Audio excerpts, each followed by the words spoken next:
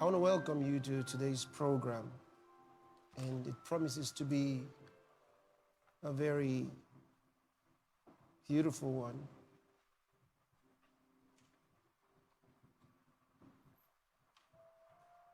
We're going to begin with part 3 of the documentary on the truth about pandemic, the vaccines, the truth about the vaccines. And this time, the pandemic of the vaccinated. So, watch this. This is becoming a pandemic of the unvaccinated. We're still in a pandemic of the unvaccinated. Lies upon lies. I said, they're lying to you. Why are people dropping dead of heart attacks, strokes, and blood clots all over the United States in unbelievable numbers? It's the vaccine. So it became the pandemic of the vaccinated. I hope you know what a vaccine really is. It was all about an idea that seemed to make sense. The vaccine was about introducing into a human body a weakened virus of whatever that disease was, with the hope that it will stir up the immune system of the body to fight it. It was the idea. Vaccination is controversial from the start. The idea is to limit the spread of infectious disease throughout the population and to protect those people who don't have the option of getting vaccinated. However, people cling to the notion that vaccines are harmful, and anti-vax sentiment persists. By the Middle Ages, the Chinese had developed a technique to manufacture immunity. They collected scabs from an individual with a mild case of smallpox, allowed them to dry, ground them up into a powder, wrapped the powder in cotton, packed the material into a pipe, and puffed the whole concoction into an uninfected person's nose. This process is called insufflation. This is the first documented use of inoculation, which is a deliberate infection for the purpose of developing immunity. In the 18th century, this practice was introduced to Europe, and the practice becomes known as variolation in England in honor of the scientific name for smallpox, variola. Cows contracted a disease similar to smallpox. This disease was called cowpox, but it was much milder. Cows didn't die from it.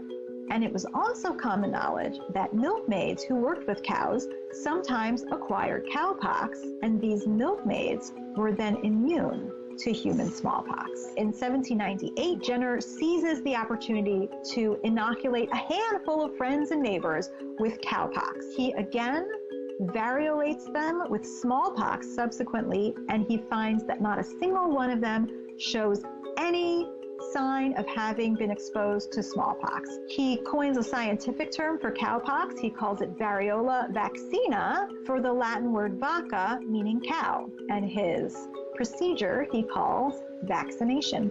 During the first half of 1918, an experimental bacterial meningitis vaccine cultured in horses by the Rockefeller Institute for Medical Research in New York, now the Rockefeller University, was injected into soldiers at Fort Riley.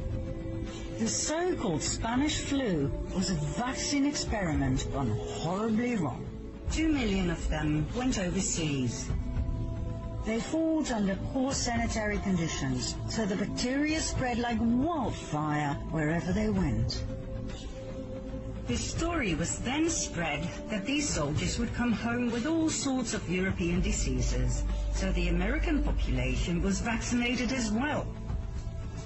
Who was in charge of that distribution and mass vaccination program? The Rockefeller Institute. Who was the main scientist in charge? Dr. Frederick Gates. Those who survived became cloud adults, meaning they spread the bacteria to others, even the non-vaccinated. In modern COVID days, we would call it shedding. The vaccinated infecting the non-vaccinated. Amazing coincidence, right? Frederick Gates then, Bill Gates now. Rockefeller Initiative then, Rockefeller Initiative now. Disease developed in Fort Riley, US then. Disease developed in Wuhan, China now. But you need to understand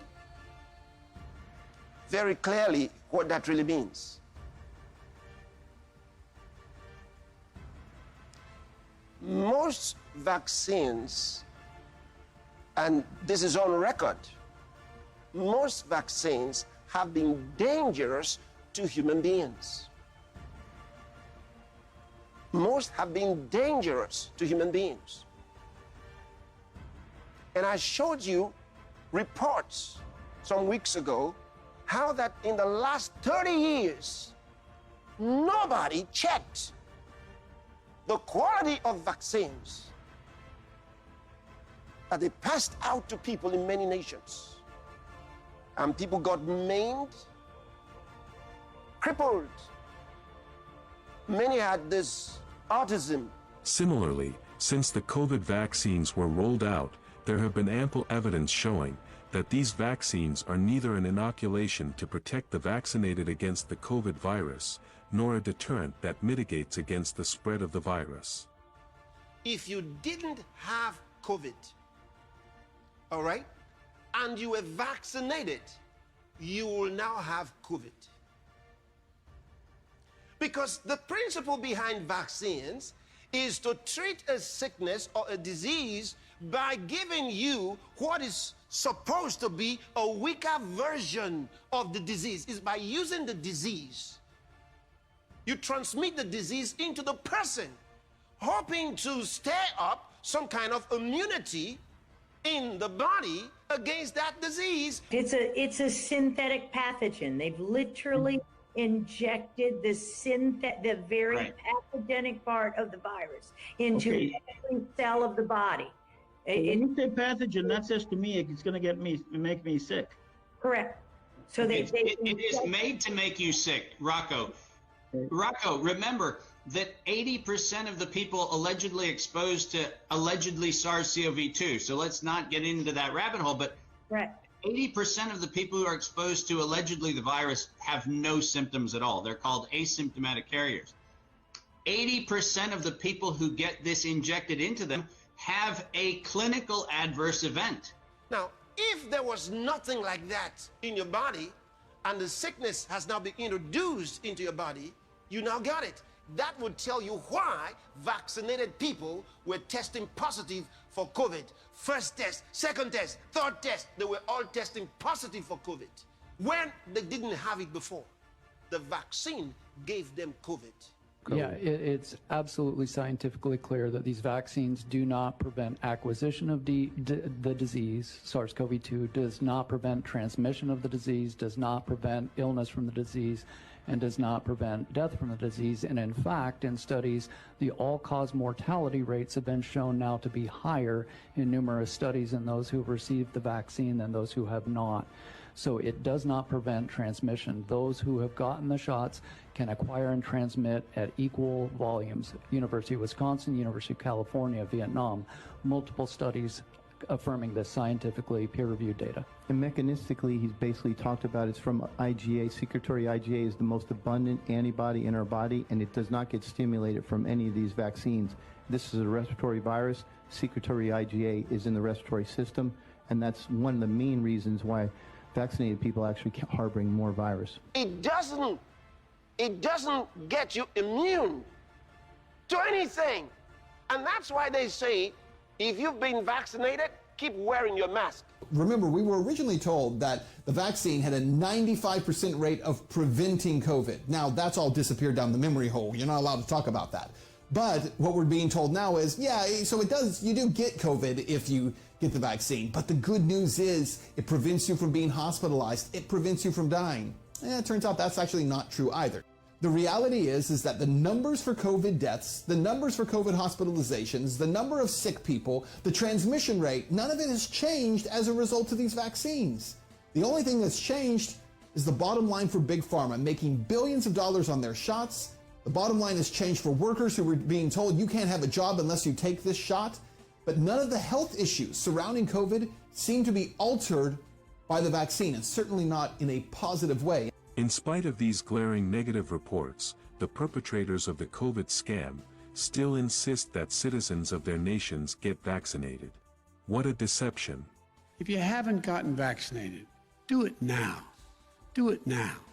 It could save your life, and it could save the lives of those you love. Vaccines are the best defense. I note that there's some 6 million AstraZeneca vaccines now that have been administered in this country, which is incredibly important. As we approve vaccines, we will be able to roll them out to Canadians, and we're working to do that, like everyone is around the world, as quickly as possible while remaining safe. So it is time, and it is time to roll up your sleeves and get the shot.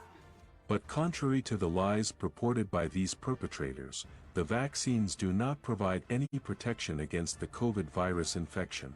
In fact, there has been a dramatic spike in the number of COVID cases, a larger population of which have been found to be among the vaccinated, further strengthening the assertion by the man of God, Pastor Chris, that this is a pandemic of the vaccinated.